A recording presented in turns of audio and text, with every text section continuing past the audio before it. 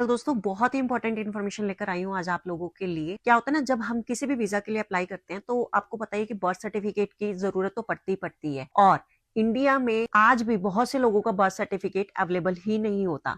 तो क्या होता है ना, जब वीजा का टाइम आता है तो लोग पैनिक हो जाते हैं और फिर हम दूसरे तरीके ढूंढने लग जाते हैं बर्थ सर्टिफिकेट बनवाने के लिए, जो कि आपके वीजा के लिए बहुत ही रिस्की हो सकते हैं। तो दोस्तों, जब मैंने अमेरिका के वीजा के लिए अप्लाई किया था, स्पाउस वीजा पर जब मैं आई थी, तो मुझे भी बर्थ सर्टिफिकेशन की रिक्वायरमेंट थी। और जब आप परमानेंट वीजा के लिए अप्लाई कर रहे होते हैं ना, तो भाई बर्थ सर्टिफिकेट बहुत ज्यादा मैंडेटरी होता है। अगर आपके पास बर्थ सर्टिफिकेट नहीं होता तो आपका प्रोसेस रुक सकता है। तो अब जब मेरे पास अवेलेबल नहीं था, तो उसके बाद जो हमने प्रोसेस फॉलो किया था, मैं आज वो प्रोसेस आप लोगों के साथ शेयर करने जा रही हूँ, ताकि जिन भी लोगों के बर्थ सर्टिफिकेट नहीं बने हैं या नहीं है, उनके लिए मैं ये वीडियो लेकर आई हूँ। तो क्या होता है ना, जब आपके पास बर्थ सर्टिफिकेट नहीं होता है तो 10th का सर्टिफिकेट लगा सकते हो। 10th के सर्टिफिकेट में आपकी डेट ऑफ बर्थ मेंशन होती है, बट दोस्तों वो सिर्फ ये बताती है कि आपका जन्म कब हुआ, ये नहीं बताती कि आप किसके चाइल्ड हैं। वो बर्थ सर्टिफिकेट से पता चलता है। अब बर्थ सर्टिफिकेट है नहीं, तो ऐसे में क्या करें?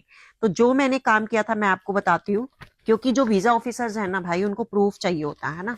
ये इस तरीके के ये एफिडेविट ये आपको कोर्ट से बनवाने पड़ते हैं। तो ये मैंने बनवाया था।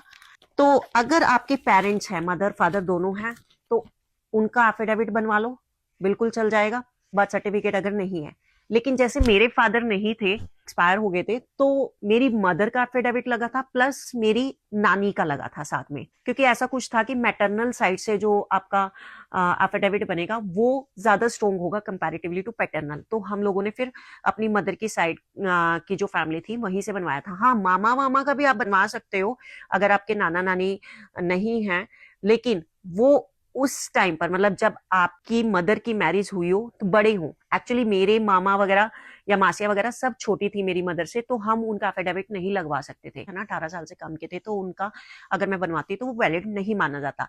हाँ, इन केस अगर मदर की डेथ हो गई है तो आप फादर या फिर फादर की साइड की फैमिली जो होती है उनका आप एफिडेविट लगवा सकते हो। तो अगर बाय चांस पेरेंट्स दोनों ही नहीं है, तो आप ब्लड रिलेशन में, चाहे वो फादर की साइड के या मदर की साइड के कोई भी फैमिली मेंबर है, उसका एफिडेविट आप लगवा सकते हो। और दूसरी बात, ये तो लगेंगे ही लगेंगे, साथ में डेथ सर्टिफिकेट भी लगता है। जैसे मैंने अपनी मदर का एफिडेविट लगवाया, साथ में अपनी नानी का, प्लस मेरे फादर का डेथ सर्टिफिकेट लगा था। दोस्तों, पैनिक होने की जरूरत नहीं है, ये प्रोसेस फॉलो करो, बिल्कुल वैलिड होता है। कोशिश करो मैटरनल साइड के एफिडेविट लगाओ, क्योंकि जो वीजा ऑफिसर है उसको ज्यादा स्ट्रॉन्ग मानता है कंपैरेटिवली टू पैटर्नल साइड। तो दोस्तों, अगर आपको इस एफिडेविट का फॉर्मेट चाहिए, क्या लैंग्वेज आपको लिखवानी है, तो मुझे कमेंट सेक्शन में फॉर्मेट टाइप कर देना, मैं आपको ये फॉर्मेट भेज दूंगी।